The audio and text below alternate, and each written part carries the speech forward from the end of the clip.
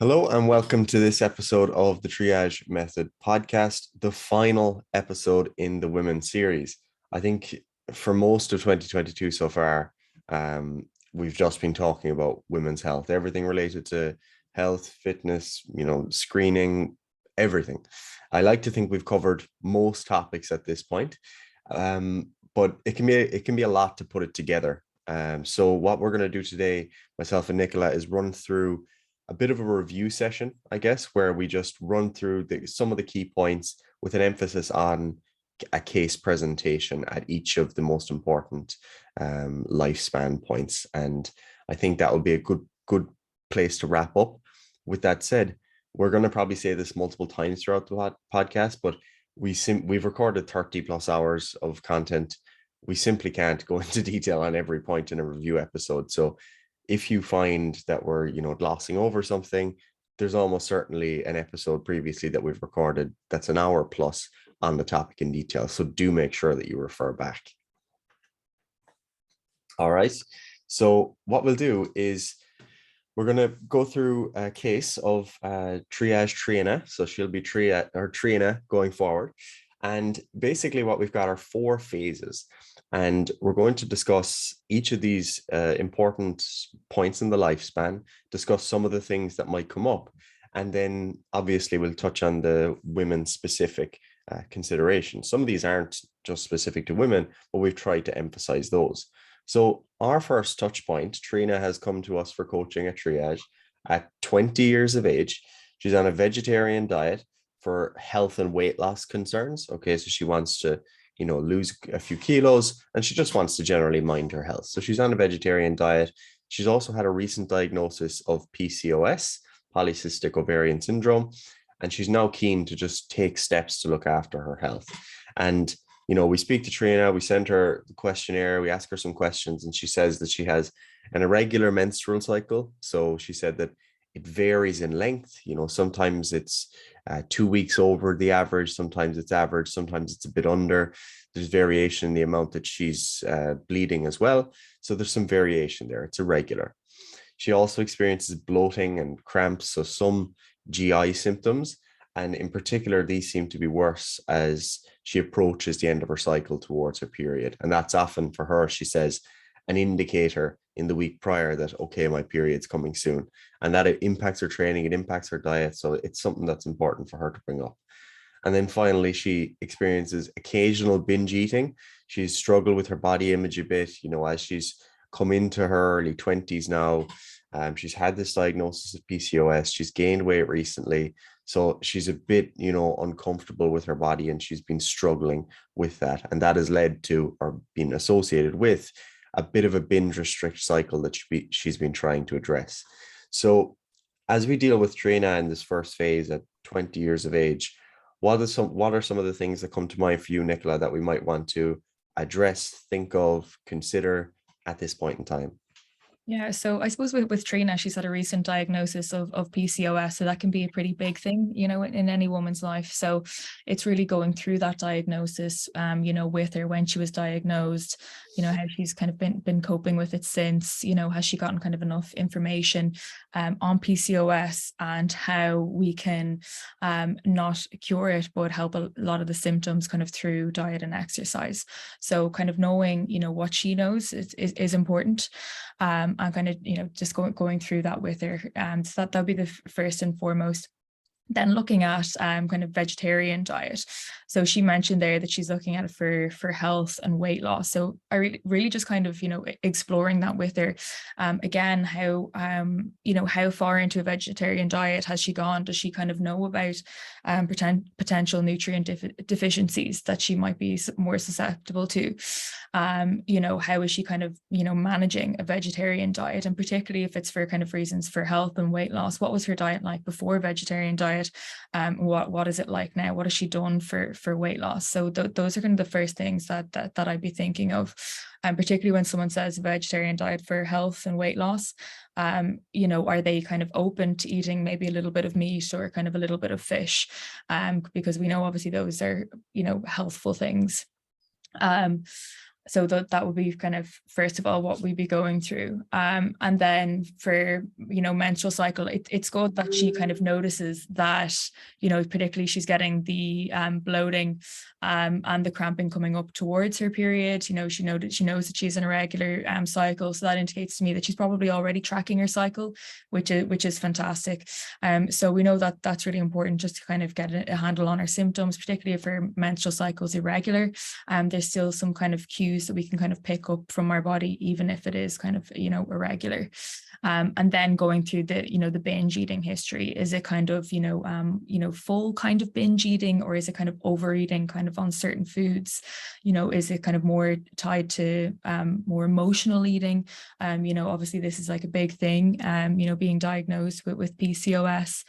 So is it more emotional triggers? Is it something that maybe Trina is leaving huge gaps of the day where she's not eating any food? Is she pushing back her meals really far, and then she's coming home at the end of the day just kind of ravenous? So it's exploring those kind of bits first and foremost.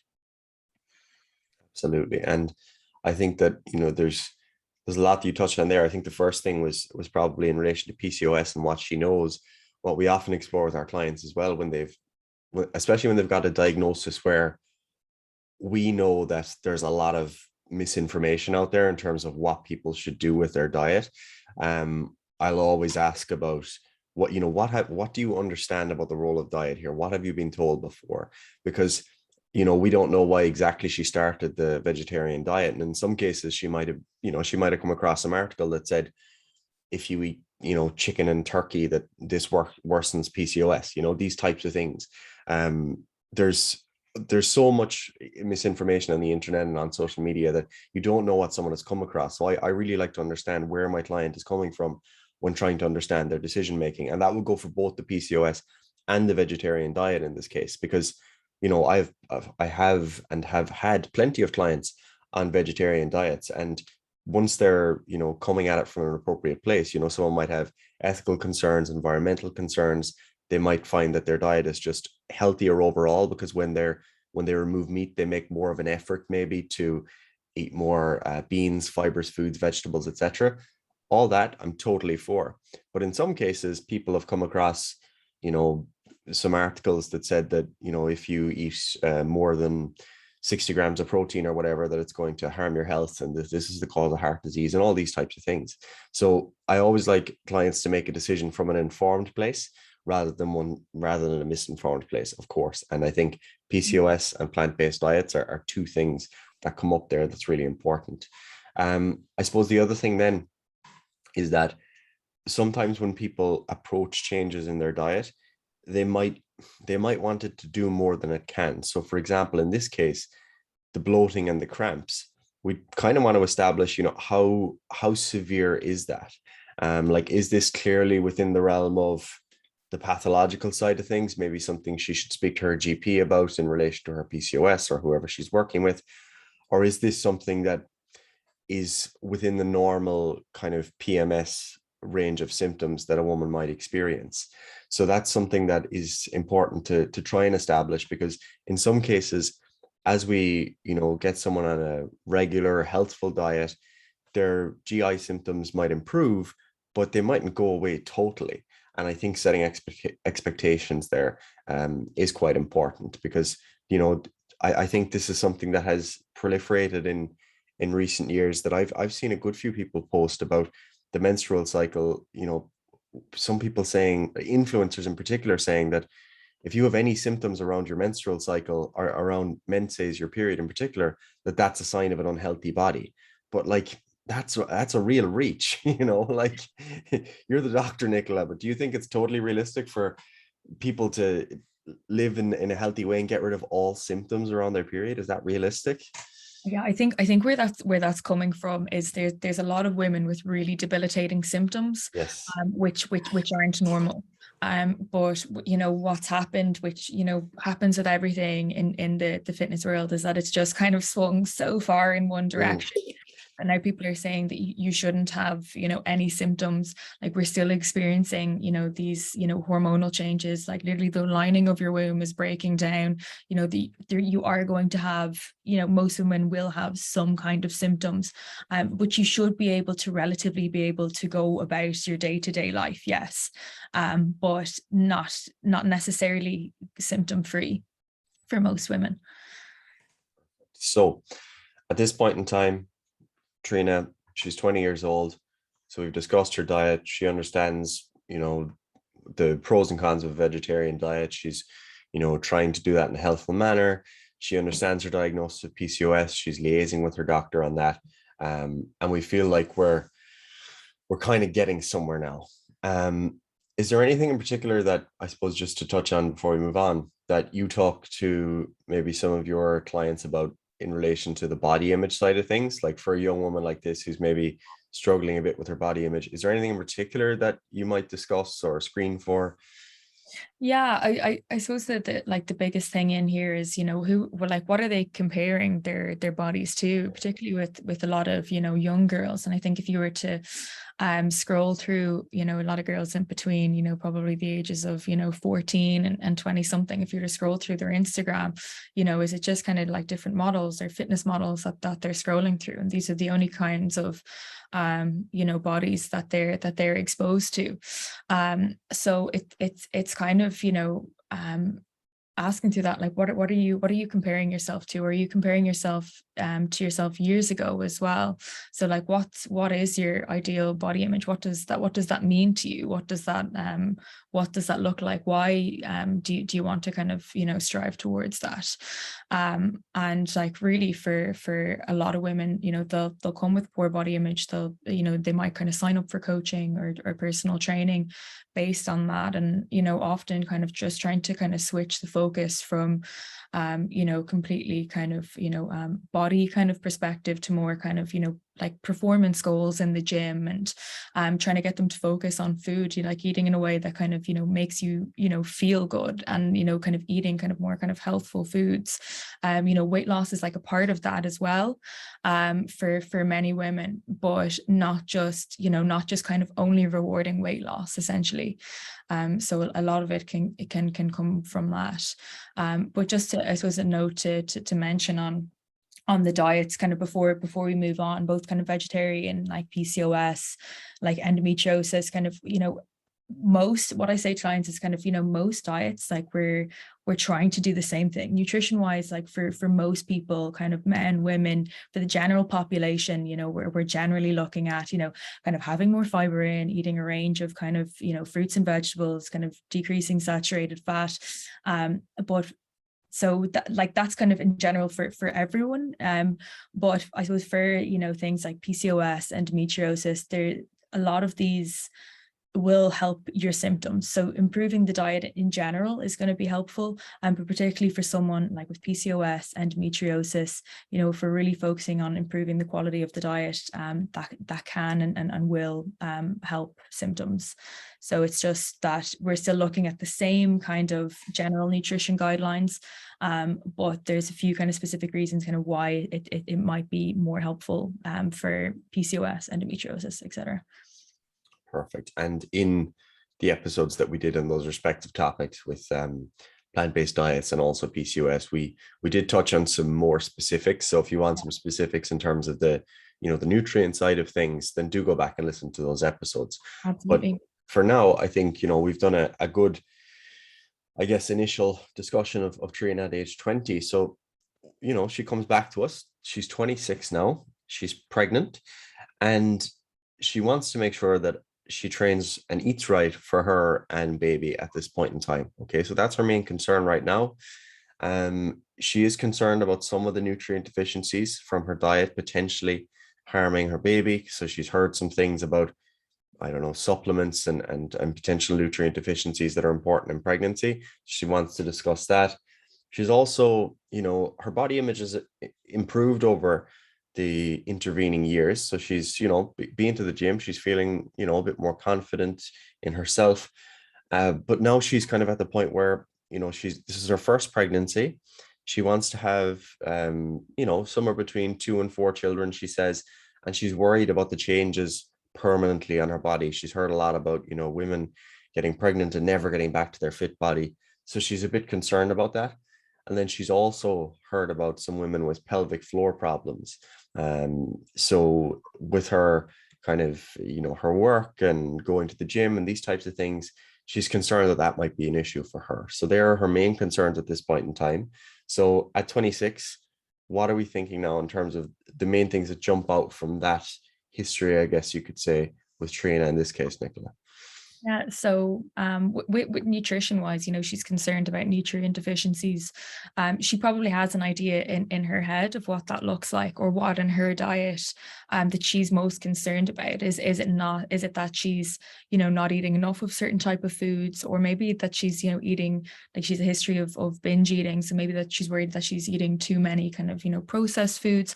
So it's trying to define from her kind of what she means by that, really, and kind of what she thinks is missing, because a lot of the time people will kind of have an idea themselves, roughly, what where they're lacking in their diet. So looking at that, like before conception, we'd be looking at, taking kind of a folic acid kind of supplement, but it, depending on how kind of far in that she's into her pregnancy, she'll still should be taking one. A lot of women will take, a prenatal kind of multivitamin as well. Trina, if she's still a vegetarian, is she consuming kind of enough kind of omega-3s? Maybe she needs to supplement with that. So I suppose evaluating, her diet, where she is now, like, is she, kind of eating enough, kind of fruit, veg, plant-based food. She's a vegetarian, so hopefully, but, we kind of need to be aware of that as well. If she's vegetarian, is she consuming enough, protein to support kind of the growth as well, with Trina as well. So she's someone that, kind of originally she'd kind of put on, some weight. So is this the case where she's trying to kind of, diet during her pregnancy? So just kind of, screening for that, just to make sure that she is actually eating enough. So that would be kind of the main concerns. But getting her to do, food diary, and then trying to, kind of evaluate kind of what are, I suppose, the kind of low hanging fruit kind of with the diet. Absolutely. And then again, kind of coming back to our assessment of, what our client knows, obviously we've discussed the nutrient side of things there. Another thing that comes up for some women is, like, what should I do now? Let's say I've recently been dieting, let's say, like, where should I be going now with my nutrition? Because sometimes women are exposed to the idea that, they need to eat for two. And, there's sometimes excess weight gain, but sometimes there's also insufficient weight gain. And in someone like this, who maybe has a history of dieting, she might be very reluctant to, eat more in order to feed for herself and baby. So it's important at this point in time to have that discussion. It's not necessarily something that you're providing an advanced prescription saying, like, eat exactly this much extra calories, because it will change as you move forward. And that was something we discussed in particular with pregnancy related nutrition and rates of weight gain. So that's something that is important too. Is there anything else that maybe you've come across online that is a common maybe misconception or myth that women are exposed to in relation to pregnancy nutrition? Yeah, so like you're saying, the eating for two one, is kind of the main one there. And actually in the first trimester, like we're seeing that we actually don't need any extra calories, and a lot of women, experience kind of nausea, vomiting. Some women have kind of disorders where they're just, vomiting, really significantly kind of during the start of the pregnancy, and they still go on to have, healthy pregnancies, healthy babies. So it's not to get kind of too caught up, in kind of the nitty gritty. Even what my mum, my auntie always said, she's like, we had none of these things, when we were younger. You're like, you're all grand, so it's just to note that as well, kind of don't get kind of too caught up or too kind of stressed in terms of like kind of what's on social media. There's everything there. So it is just, talking to other women, talking to kind of someone who you trust, and talking to someone who knows their nutrition kind of first and foremost, I think is important. Perfect. And then the next step, I suppose, is her worries in relation to, changes in her body permanently. Because there's both, I guess there's very valid concerns here, but there's Mm, also some maybe misconceptions as well. Because on the misconception side of things, some women think that, once they gain weight during pregnancy, they're kind of doomed. It's not coming back off. That's just it. That's their new weight, which isn't true. There are barriers for sure, because especially if you're going to have multiple pregnancies in succession, that was something we discussed, that, it's very difficult to diet back down, get lean in those periods of time if you're trying to look after yourself and you're dealing with the stresses of being a new mother. Like, they're very difficult periods of time. So there are, it's not like you're just doomed now to weight gain that isn't going to come back off. It can come back off. The same rules apply, I guess you could say, in terms of, if you've gained weight during a pregnancy and you've got extra body fat now, being in a deficit and following our standard nutrition guidelines are still going to work. It's just that there's additional barriers in place that make that a little bit more difficult. So don't feel doomed by that. But with that said, there are in some cases changes that have a bit more permanence and don't just relate to the dietary side of things. And that would include things like stretch marks, for example, things like diastasis recti, that can happen in some cases. What else do we have? Loose skin as well, variable effect. And again, depends on, the magnitude of weight gain. Is it one baby? Is it a big baby? Is there a lot of amniotic fluid? Is there two babies? So these are all different variables that are to some degree out of your control. And there's not all that much that you can do about all those things. Women's bodies change to variable degrees during pregnancy, and in some cases after pregnancy, body fat distribution might even change a little bit in some cases. So, it mightn't come off in the same places. These types of things can happen. So, at least from my perspective, and obviously I'm very detached from this, I'll never be pregnant. I think that one of the most important messages I try to share to people in relation to anything they can't control is that let's try to focus all or most of our attention on the variables that are within our control, and try to at least make some sort of plan in relation to those things, for example, like the nutrition side of things, like training, etc., so that if we have our attention there and we can make progress there, we mightn't focus so much then on maybe the stretch marks or whatever it is that we can't control. mm. So what do you think about that, Nicola? Is there anything else that comes to mind there? Yeah, like it's a concern for a lot of women, and it's something that's really difficult and going to be really individual from woman to woman. Like, your body's gone through a huge change. It's done an absolutely incredible thing.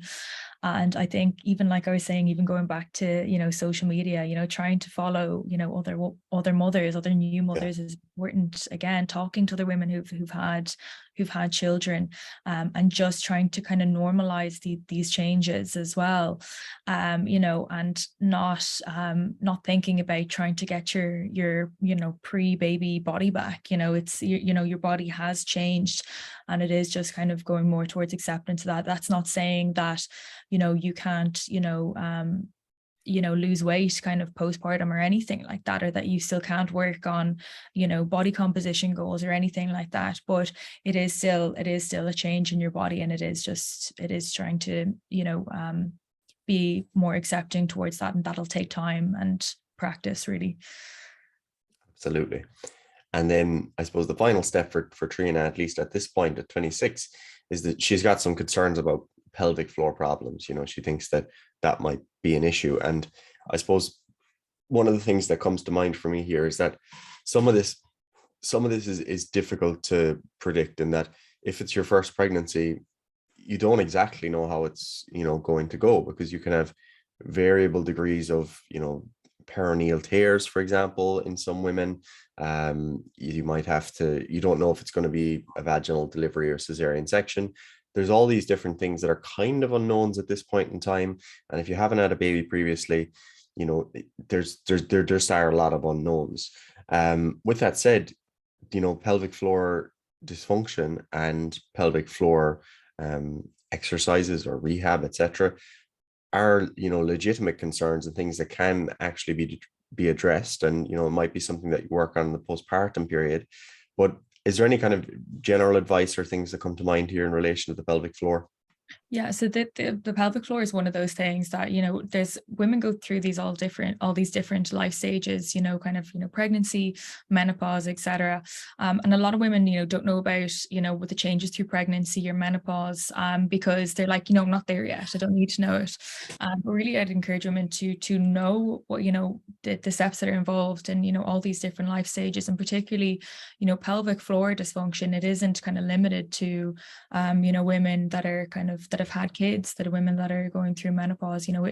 There is like a high prevalence in, kind of sports as well. So it is something that, we kind of know, everyone knows kind of the word Kegels, but we don't really know what goes into kind of training our pelvic floor.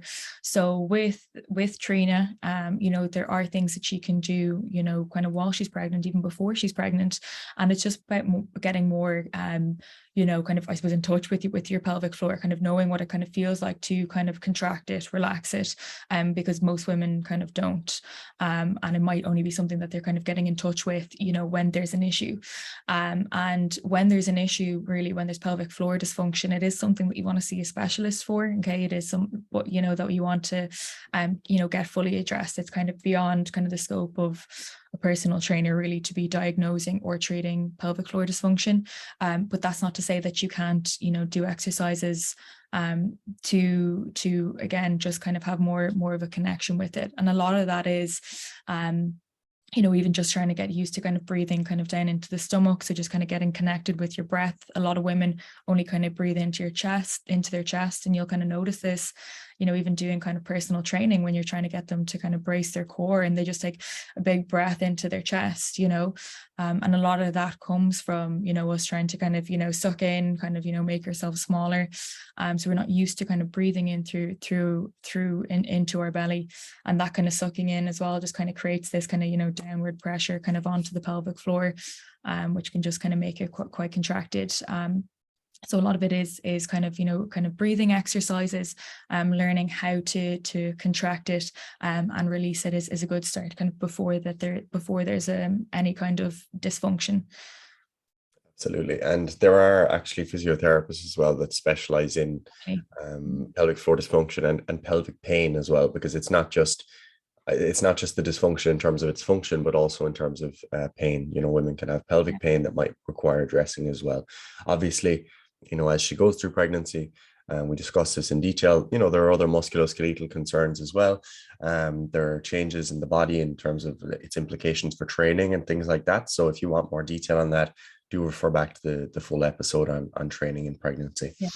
So Trina has, had her baby for later, and now she's on to phase 3. So she's 35 years of age now. She now has a family. She lives at home with her husband and 3 kids, 9, 6, and 2. And she works part-time in a relatively sedentary job. Okay. So her primary goal at this point in time is to ensure she's healthy for the decades to come. She wants to be an active mom. She's, been keeping active, and her kids are getting into sport, and she wants to make sure that she can keep up. She's also had a recent review at the GP, which suggested pre-diabetes. Okay. So she's gained 15 kilos since having her first baby at 26. So she's had 3 babies. She also had her diagnosis of PCOS. So we need to remember that in this context as well of pre-diabetes. And she's strength training, which has been going well. She wants to take her training up a notch and wonders if she should be periodizing her training around her cycle. She's, read a few things about female specific training, and her job is working as a receptionist, just kind of sitting all day. So it's mostly sedentary. So as we get to this stage, 35 years of age, what are the things that jump out for you here, Nicola, with Trina that maybe we might want to change in our plan of action or review further? Yeah, well, first of all, acknowledging it's great that, she's still doing strength training, she's still staying really active. Like that's, absolutely amazing. So, that kind of first and foremost, and then, again, trying to get rid of some kind of like low hanging fruit. So if she's, hotel receptionist kind of sitting all day, what's her general activity like? Is it just that she's kind of, kind of training home, kind of work, kind of what's her kind of other activity like? Is she doing any kind of, cardiovascular training kind of along with that as well? And then, so she's 15 kg up. So we want to kind of, take a look, at her diet, particularly kind of with the pre-diabetes diagnosis. So people with PCOS, women with PCOS are, more likely, are higher risk of developing diabetes. So it's important to address this now. So the first thing that I'd be looking at again is her dietary quality. Has kind of the binge eating improved?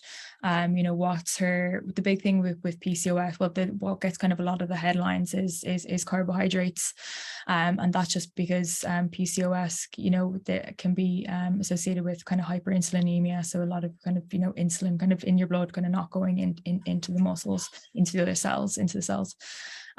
So looking, there's a lot of people kind of mostly look at kind of the quantity of carbs that women are trying to consume.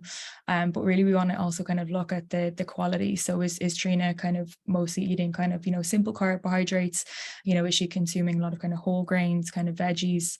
And then, so what we want to do is make sure that the diet is kind of prioritized with that, looking at a general intake of under kind of 45% of her overall calories. And then what I say for a lot of women with PCOS as well is trying to kind of prioritize carbohydrates around her training as well. So she's doing strength training, which is amazing. So trying to have her more kind of carb heavy meals kind of around then. So particularly with the pre-diabetes diagnosis, kind of we're looking at, so it's her glycemic load. So we're looking at that. And as well, counseling her that, losing weight kind of will help with that as well. So obviously looking at overall kind of energy intake too. So just trying to kind of tie up those kind of few things, as well, her cardiovascular fitness, and that if she's able to kind of implement all those things, you will see an improvement there. Excellent. I don't think I have too much else to add to that, really. The one thing that comes up then, is the strength training side of things. So she's, concerned about should she be doing anything specific in terms of women's training, or periodizing her cycle, or periodizing her training around her cycle, etc. And, we discussed this in a good bit of detail previously, but the main thing to understand here is that there's not one way of, training for a woman, and there's not one way of training around your menstrual cycle. There are kind of hypotheses one can make about performance changes during the cycle, and we discussed those. But the thing is, there's not only variability in between women in terms of how they experience their menstrual cycle, but there's also variability from cycle to cycle. So how you feel this month might be the same as how you feel next month, and that's going to vary then throughout the lifespan. So those types of things make trying to making predictive change is very, very difficult in advance. So we don't generally recommend any kind of fixed changes in training around the cycle. One of the things I would probably put in place most frequently would be maybe just pulling back on training volume a little bit towards around the time of her period, if she is, especially if she's having significant symptoms, fatigue, difficulty recovering, more soreness, etc. So you might pull back a little bit in association with that. But other than that, we're not making major changes around the cycle. And there's not much evidence really that there's much of a benefit to doing this. Even some of the performance changes seem to be relatively inconsistent. So I don't think we're at a point where, the evidence is there for any specific training approach. Ultimately, what we want is that she's progressing in her training, and that she's not, pushing herself when she doesn't need to push herself. So she, if she's going into the gym with, bloating, cramping, pelvic pain, really high fatigue, and still trying to do her hardest workouts, then that might be something we modify. But other than that, I don't think there's anything major really that we're going to be changing here. What do you think? Yeah, no, I'd agree with all that. Like I do still like, get my girls to track their cycle, and track kind of their training kind of along with it. And, the studies, like you're saying, they're brilliant, and it's great that they're being done. But at this moment in time, we can't make any recommendations. But that doesn't mean that, if you're tracking your cycle and you're noticing, kind of, after a couple of months, if you're noticing, a recurrent pattern, that there's not ways that you can, kind of understand your cycle, how it kind of reacts with training throughout the cycle. So that's important, because there might be recommendations that you can make off your own data. But again, that does change. But yeah, I'd agree with what you said, is maybe kind of peeling back on a little bit of volume in the second half of the cycle. But again, that's not necessary for everyone. It depends on the intensity already. But yeah, there's no big recommendation that we can make. Absolutely. And you already said, that if she's sitting all day as a hotel receptionist, especially in the pre-diabetes context, we might want to try to implement more cardiovascular training. Or what we could do is maybe just recommend some activity breaks if possible. Is there a break in the day where you have a bit less work? You could walk around the hotel, go outside for 10 minutes. These types of things can be really helpful. And I think particularly around meal times, that's something that we see in terms of blood glucose regulation, that if someone can go for even a very brief walk after a meal, that tends to be really helpful for blood glucose regulation. So she's not, it's not overt diabetes. She's just in that position where maybe it could go in that direction. So some of these simple changes can be really effective at this point. Yeah. So I think we're pretty happy there. She's doing well. And we follow up again, at 50, and she's now, reaches menopause. She's at a point where her kids are kind of transitioning into adulthood now and building lives of their own. And she's kind of looking forward now into her later years and thinking about, right, what should I be most concerned about here with my health? She's quite a health conscious person. And she notes that there's a family history of osteoporosis that has her concerned about what might lie ahead for her, because she has been on a plant-based diet now for 30 years or so. So she's thinking, is this increasing my risk? Should I be concerned here?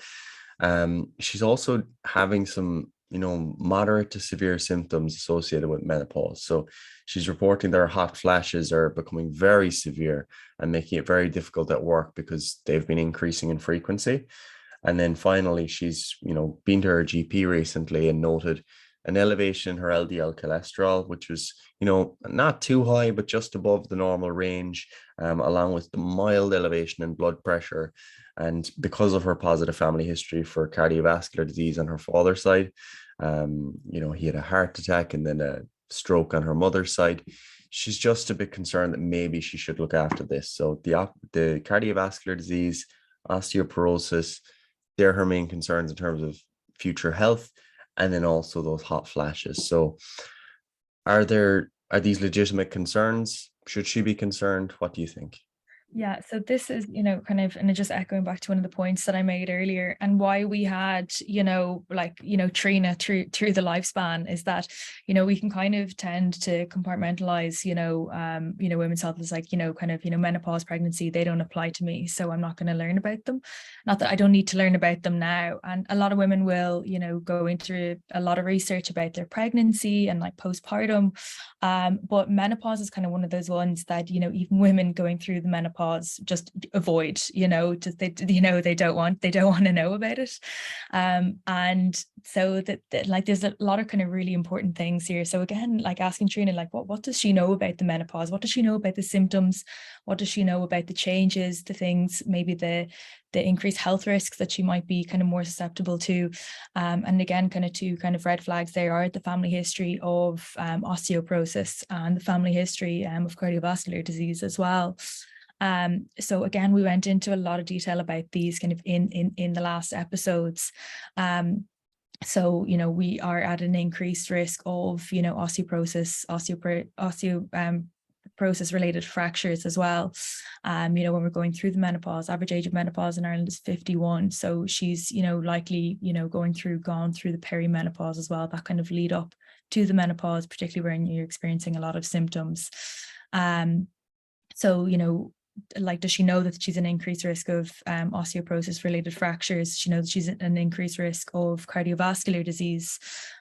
So kind of pre-menopause, we have a lower risk than men, and then post-menopause, we're kind of, it's an even playing field. So it's kind of, important to know those things, because again, if we don't, we're less likely to do something about it. So with her family history of osteoporosis and the plant-based diet, again, we want to be looking at kind of low-hanging fruit. Is she kind of eating enough protein, to kind of support her bones, also her muscles as well? Is she having enough calcium, kind of vitamin D? Is she doing strength training? Hopefully Trina's kept it on up until this point, doing strength training, introducing some kind of impact training as well. So, kind of low intensity, kind of like plyometrics, that sort of thing, again, just to really kind of strengthen those bones. And then if she has had any fractures, or if there is something that she's concerned about, or if she has any other kind of risk factors, she could be go to her GP and be referred for a DEXA scan if it is something that she's really worried about, or if there is a big family history there. I suppose like the strength training is a really important one, and it's a very strong protective factor here, especially that like she's been strength training since 20 years of age. So that's really, really important. And again, emphasizes your point about considering the whole lifespan, because often it gets to the point where people start to think about what should I do about my bone mass when it's flagged as an issue. And really, the earlier on you're doing these things like strength training, for example, like the more bone mass you're going to lay down in the first place. And as a result, the more you have to lose in order for it to be a problem. So again, lifespan, very important, and particularly going into your older years. And I'm not saying not 50 isn't old, but even 70s, 80s, 90s, we have accumulating evidence now of strength training trials being used in these populations that are both safe and effective. So keep up that strength training, and if she can keep it into the 70s, 80s, 90s, that'll be fantastic. The other thing here then, I suppose, is in relation to the hot flashes that she's experienced. As you said, kind of perimenopausal period is when these symptoms seem to be greatest. And for her, is there anything you think that could be done? Would she be a candidate for hormone therapy? What do you think about her, where she's at? Yeah, so it was talking to Trina and seeing if like, again, if the hot flashes are really severe, talking to her about menopause, hormonal therapy, and again, what's her kind of preconceived ideas about that, and if that's something that you'd be interested in. Again, it's not something as a personal trainer that you'd be recommending, but again, the more the more you can discuss it with her, and that she can discuss with her GP, which is important. But menopausal hormonal therapy is brilliant for hot flashes, so we're looking at that. And then if she's not a candidate for it, we can look at kind of lifestyle factors that might kind of be helpful. So whether she's kind of drinking a lot of alcohol, whether she's drinks a lot of caffeine, kind of spicy foods, they can all be triggers for hot flashes. And then again, kind of general advice on trying to sleep in a cooler room, kind of light clothes, light blanket, etc. But yeah, like if she's having really debilitating symptoms, I think talking to her GP is going to be the thing that's going to make the biggest difference the fastest. Absolutely. And then finally, on the cardiovascular disease side of things, so she's noticed this increase in LDL cholesterol along with mild elevation in blood pressure. She's obviously going through the menopause. She's got positive family history. So there's obviously the pre-diabetes then as well.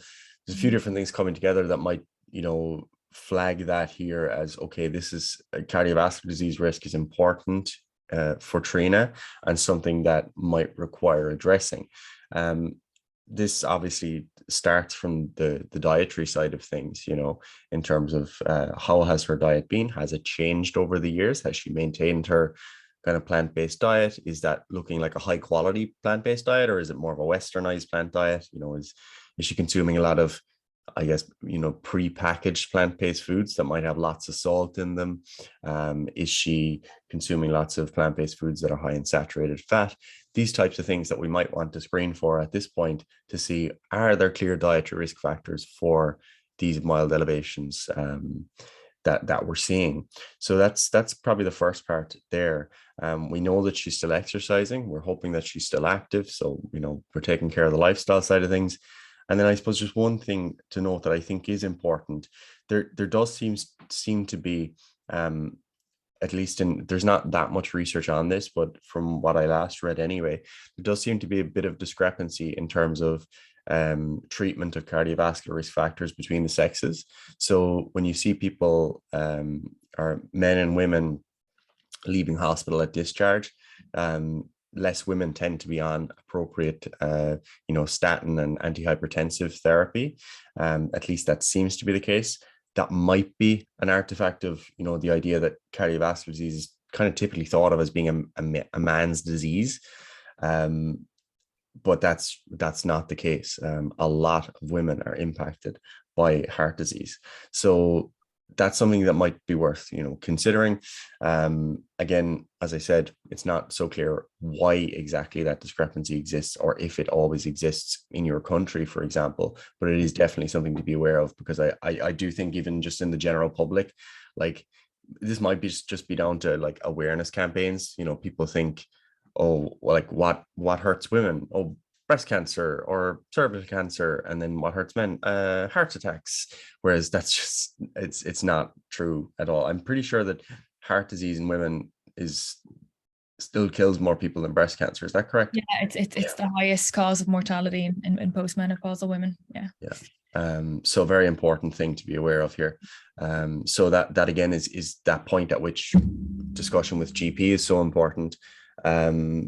Is statin therapy appropriate here, or antihypertensives appropriate here? She's just showing mild risk factors, but the risk factors themselves in isolation don't necessarily determine therapy. So it's the overall risk equation, including the positive family history, including the postmenopausal period, all these types of things. So again, that's a discussion for the GP. But if you're a personal trainer, you're being told about that risk, it might just be something that you consider in terms of the frequency and volume of cardiovascular training that's done, advice around activity, and then advice around dietary fiber intake, whole grains, low saturated fat, etc. Brilliant. Pointing out about that is, like you're saying, like, when I think a lot of it is just awareness. Like, women are less likely to kind of be diagnosed when they're having a heart attack, than men. And again, it just comes down to, it's not, if a woman comes in with chest pain, it might just be down to other factors. It's not kind of the first thing that a lot of people think about. When a woman comes in with chest pain, so they're less likely to be diagnosed. So that's why it's such a big cause of mortality. One of the reasons why it's such high mortality. Yeah, absolutely. So that's Trina at 50. Is there anything else that maybe you'd like to cover in relation to her at this point in time? Obviously we could do 60, 75, 90, but these are kind of, I suppose, the big life stages that are more unique for women that we wanted to cover, because that's what we covered in the podcast. We will obviously have more episodes that are specific to elderly populations generally. That's definitely something we want to cover, but I think for now that probably covers most of it.